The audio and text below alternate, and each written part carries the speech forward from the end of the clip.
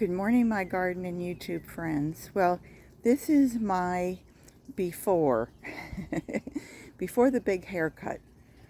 Remember when your mother used to say, maybe your mother didn't, but my mother did, "Peggy, your bangs are getting too long and you can't see. Come here and bring the scissors." So, on that note, my yard is looking a little messy. This is the end of June, and we've started getting our afternoon rains again. And so the marigolds, which like to be watered, they don't like the heavy rains, and their blooms all really start to die and look bad. They were really thick over on this side the whole way back, and they were falling in quite a mess. So I just trimmed those back, and so far I have trimmed up the bougainvillea a couple days in a row, and I've gotten their undercover all cleaned up, and they're now ready to start to umbrella and hang over again. But you have to do that to keep this tree form. Otherwise, they will bush out at the bottom and they will become a bush again. So somebody made a comment about there's two different types of bougainvillea, and they're really, bougainvillea is a vine. It's just how you train it and how you grow it.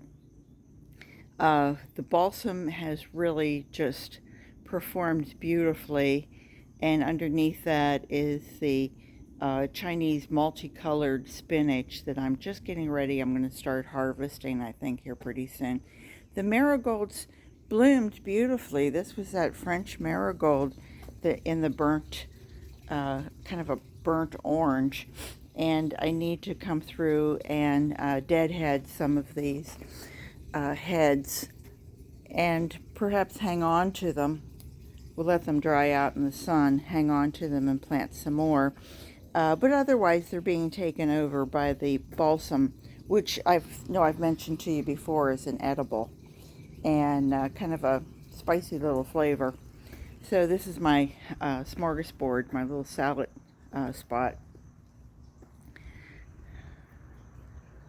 The ligustrum over here is looking great. It was trimmed a couple weeks ago, but we've had rain, so it's already starting to sprout. And the liriope, this is just the regular common liriope, and you can see that beautiful purple bloom that comes out on it. It's really pretty.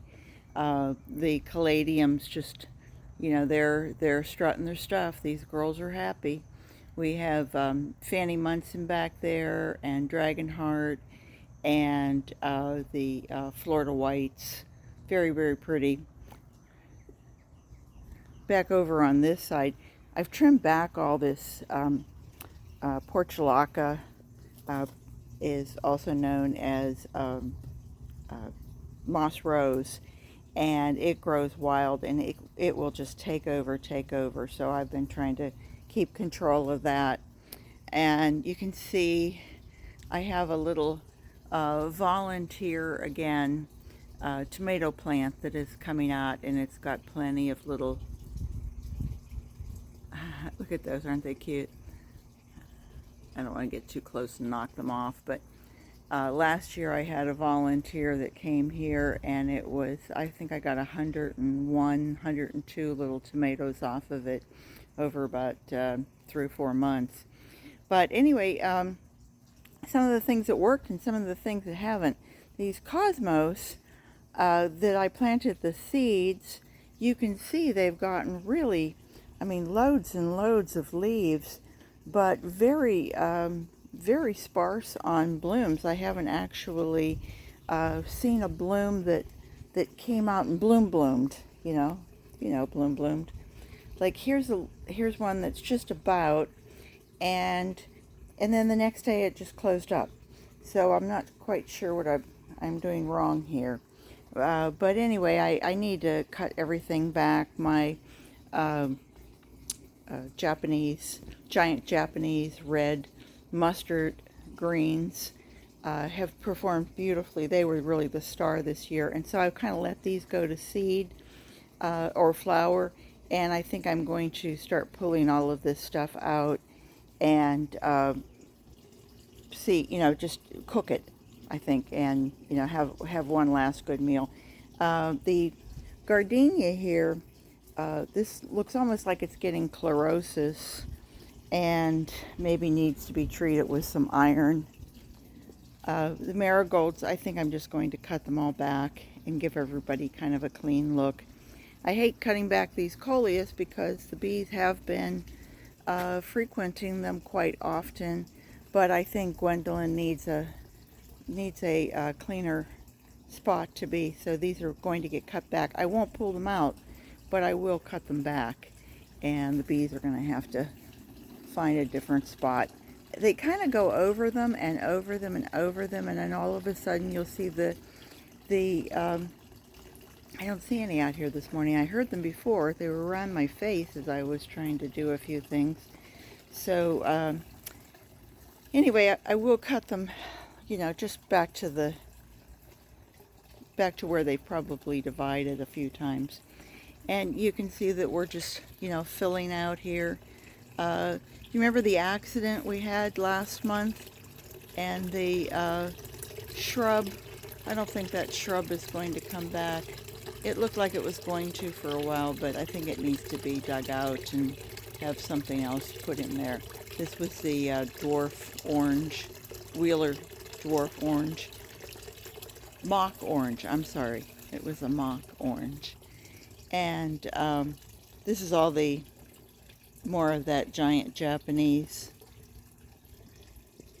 red mustard. It tastes like wasabi if you haven't watched this before. It has that real bite to it. If it's green, it's milder, but boy, once it gets into that red, whoo, that is sharp. That is very sharp.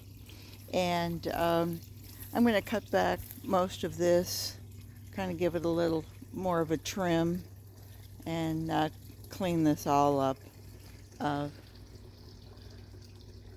See the crepe myrtle's looking just super, and getting some nice bloom heads on it. I don't know if you guys know this, but if you have crepe myrtle and you cut those blooms back halfway, cut the branches back halfway, then they will divide and they'll come back and bloom again. And I've had good luck with that for the last few years. I think everything else is pretty much the same as I showed you a few weeks ago. Here's more of the balsam that I planted around these marigolds, and as you can see, these marigolds have kind of taken a hit. I'm just out here today kind of doing a deadhead and actually trying to work them back so that they're a little bit shorter, so that some of the blooms that are down below, like you can see here, this one's dead, but you can have blooms that are down in there, and if you can keep kind of cutting it back and cutting it back, you'll get a longer season on your annuals. I'm not a great fan of having to deadhead things every week, but if it extends your season, then that's just a great thing. So anyway, I'll kind of like leave you guys there, and I'll bring you back whenever it's all finished. So have a great day, garden what you've got. This is a beautiful time to be out. It's only supposed to go to 83 today.